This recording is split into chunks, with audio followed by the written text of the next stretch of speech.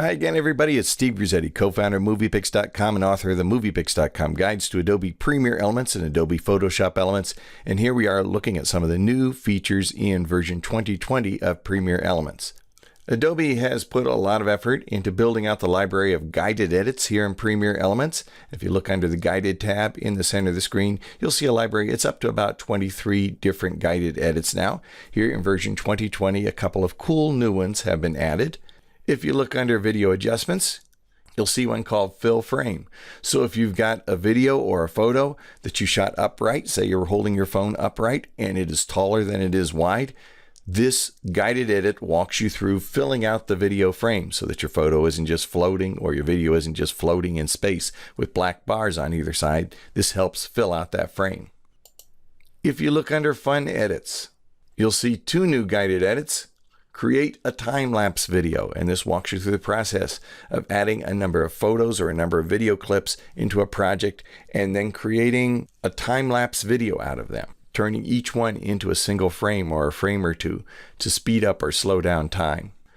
Among the new guided edits, my personal favorite here is called Animated Sky, and we'll click on it. We're going to take a photo and we're going to replace the sky in that photo with an animation. So we'll just follow the prompts here. Animated sky, get a description on the first panel telling us what the guided edit will accomplish. Click on the next button, add media. So I found that in adding media for this particular guided edits, the best media to add, as you might expect, is a photo that has smooth sky in the background. Now it's ordering me to drag it on down here to video track 2. And as you can see in my photo, we have a smooth blue sky. Now I've tried it with cloudy skies, obviously not quite as effective. The smoother your sky is, the better this effect.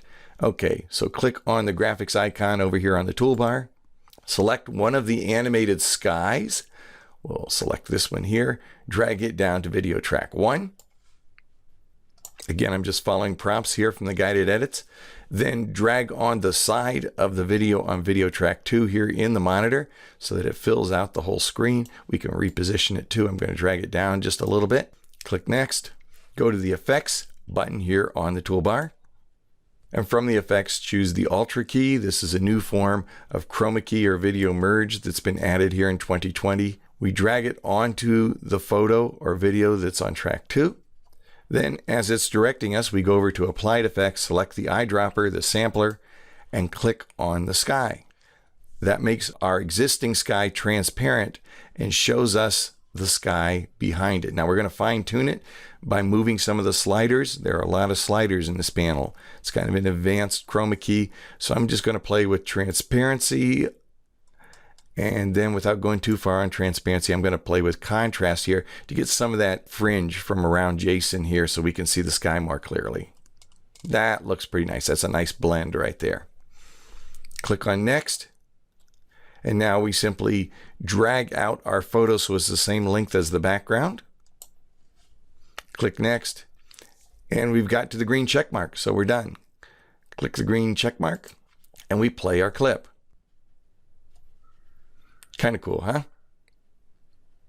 So this is what guided edits do. They walk you through the process of creating an effect, or sometimes as basic as just adding a transition or outputting a project.